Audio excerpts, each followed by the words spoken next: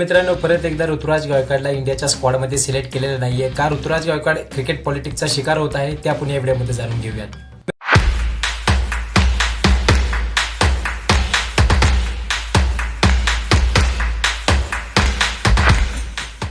तर मित्रांनो, परत एकदा ऋतुराज गायकवाडला इंडियाच्या स्क्वॉडमधून इग्नोर केले गेलेले मित्रांनो. तर आताच न्यूझीलंड विरुद्ध ओडीआयसाठी स्क्वॉड अनाऊन्स झाला मित्रांनो 15 मेचा. त्याच्यामध्ये काय काय प्लेयर्सचे रिटर्न आले.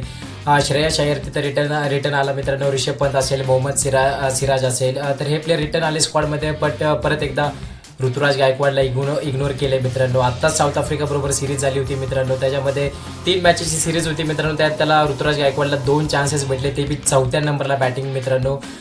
एखादा बॅट्समन ओपनर असेल आणि त्याला जर महाग जर चान्स भेटत असेल 4 नंबरला किंवा 5 नंबरला बॅटिंग करणं खूप अवघड आहे मित्रांनो. कारण सगळं परिस्थितीच वेगळी असते मित्रांनो. ओपनिंग करणारा बॅट्समन त्याला न्यू बॉल फेस करावा लागतो. सगळ्या कंडिशन्स वेगळ्या असतात मित्रांनो. तिथं सेटल डाऊन इनिंग्स करायची असते. सर प्रत्येक सिच्युएशन वेगळी असते. ॲज अ ओपनरला तर तुम्ही त्याला 4 नंबरला बॅटिंग करायला पाठवलं, तिथं सुद्धा त्यांनी एकदम चांगली बॅटिंग केली मित्रांनो. 3 मॅचच्या सिरीजमध्ये मित्रांनो त्यांनी ऑलमोस्ट 113 रन केलेत मित्रांनो. 56ची अवरेजने बॅटिंग केलेली, तर एकदम जबरदस्त बॅटिंग करत होता त्या सिरीजमध्ये सुद्धा. तरी त्याला इग्नोर करण्यात आले मित्रांनो या सिरीजमध्ये.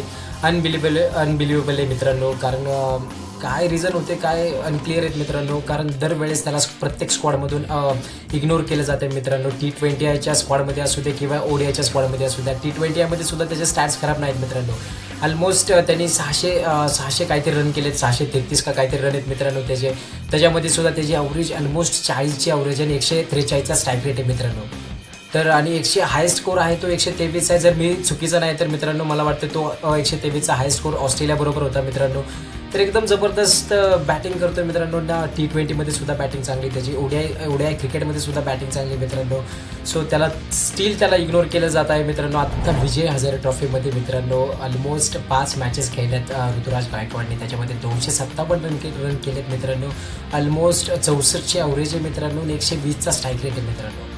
सो एवढा जबरदस्त फॉर्ममध्ये आता एक मॅच झाली मित्रांनो विजय हजारे ट्रॉफीमध्ये गोवा विरुद्ध.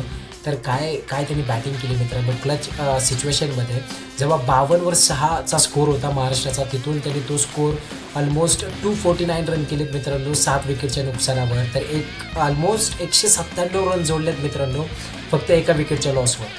आणि त्याच्यामध्ये त्यांनी 134 रन केलेत मित्रांनो 131 बॉल फेस करून. तर एकदम जबरदस्त फॉर्ममध्ये मित्रांनो.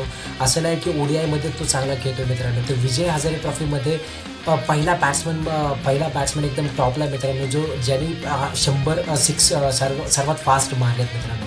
तर असं नाही की तो फक्त ग्राउंडेड शॉट खेळतोय किंवा हळू खेळतोय, तर स्ट्राईक रेट सुद्धा तेवढाच मेंटेन केलेला आहे मित्रांनो. 6 तरी 100 6 सगळ्यात जास्त फास्टेस्ट मारलेत म्हणजे मित्रांनो अनबिलिव्हेबल आहे. तिथं काय मोठे प्लेयर आहेत मित्रांनो, युसुफ पठाण वगैरे हे जे पॉवर हिटर आहेत त्यांच्यासुद्धा पुढे, विराट कोहली वगैरे सगळ्यांच्या पुढे मित्रांनो त्या बाबतीमध्ये सुद्धा.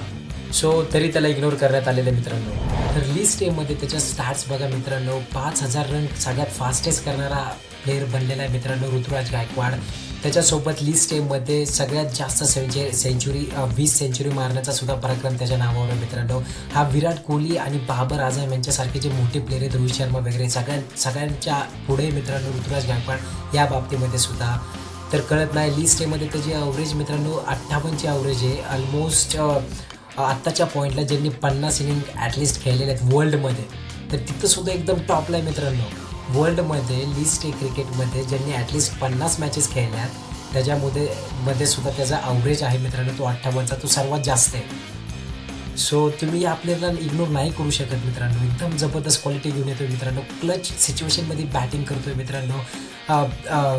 कूल आणि काम राहतो आहे प्रेशर सिच्युएशनमध्ये सुद्धा. तिथून मॅच काढण्याची कॅपॅबिलिटी ठेवतो मित्रांनो.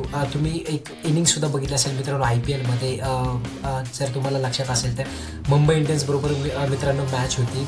ॲट अ टाईम मला आता एवढं जास्त आठवत नाही, बट CSK पहिले बॅटिंग करत होती, खूप वाईट परिस्थितीमध्ये होती. त्यानंतर त्यांनी एकट्याने मित्रांनो एक डिसेंट स्कोरपर्यंत मॅच घेऊन गेला. मला माहिती आहे लास्ट ओव्हरमध्ये बुमराला एक स्वीप शॉटला 6 मारला होता मित्रांनो.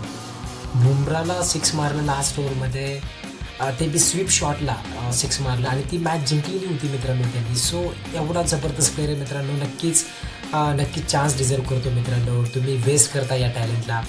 तर नक्कीच अजित आगरकर, अजून प्रज्ञान ओझासुद्धा तिथं कमिटी सेक्शनमध्ये आहेत. काय करतात माहीत नाही, बट ॲटलीस्ट आता 15 मेनचा जो स्क्वॉड सिलेक्ट झाला आहे चांगला आहे. 15 मेन सगळे चांगले आहेत, नो डाऊट.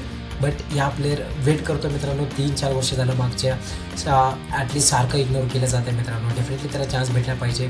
आत्ता मला वाटत होतं या स्क्वॉडमध्ये ना न्यूझीलंड विरुद्ध तिथं नितीश कुमार रेड्डीच्या जागी डेफिनेटली चान्स बनत होता ऋतुराज गायकवाडचा, कारण आत्ताच चांगला परफॉर्मन्स करून आला तर त्याला ड्रॉप करण्याचं काही रिझनसुद्धा नव्हतं यांच्याकडे. तर स्टील तो ड्रॉप केलेला आहे मित्रांनो. नितीश कुमार रेड्डी मित्रांनो चांगला प्लेअर आहे. मी त्याला बघितलं IPLमध्ये सुद्धा. सगळं एकदम भारी ऑलराऊंडर आहे मित्रांनो, बॅटिंग ऑलराऊंडर आहे. तर आत्तापर्यंत ओडिआयमध्ये 2 मॅचेस खेळले, त्याला पण जास्त चान्स भेटलेला नाही मित्रांनो. बट मला वाटत होतं की आत्ता ऋतुराज गायकवाडला डेफिनेटली चान्स भेटायला पाहिजे होता, कारण चांगला परफॉर्मन्स करून आलता तो.